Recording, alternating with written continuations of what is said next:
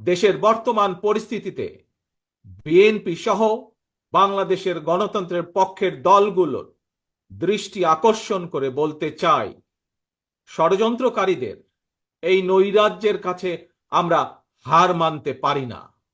আমি বিশেষ করে এই মুহূর্তে দেশের সবচেয়ে বড় এবং জনপ্রিয় রাজনৈতিক দল হিসাবে সারা দেশে বিএনপির সর্বস্তরের নেতাকর্মীর প্রতি আহ্বান রেখে বলতে চাই, আপনারা যিনি যেখানে বসবাস করেন সেখানে আপনার বন্ধু কিংবা পাড়া প্রতিবেশী, তিনি মুসলমান, বৌদ্ধ, হিন্দু, খ্রিস্টান, ধর্মীয় পরিচয় যাই হোক না কেন, বিশ্বাস যাই হোক না কেন, তার নিরাপত্তায় আপনি ঢাল হিসাবে দাঁড়িয়ে দৃষ্টান্ত স্থাপন করুন।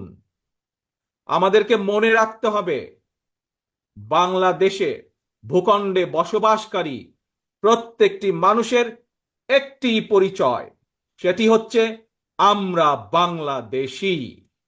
অস্থিতিশীলকারীদের আমি হুঁশিয়ার করে দিয়ে বলতে চাই, পুলিশ কিংবা ধর্মীয় সংখ্যালঘু জনগোষ্ঠী আজ থেকে, এই মুহূর্ত থেকে হামলা কিংবা নৈরাজ্য বন্ধ করুন।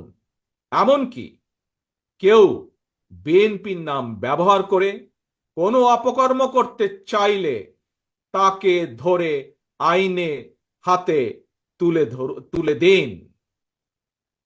কোন পুলিশের বিরুদ্ধে কোনো সুনির্দিষ্ট অভিযোগ থাকলে সংশ্লিষ্ট কর্তৃপক্ষের কাছে যথা নিয়মে অভিযোগ দায়ের করুন।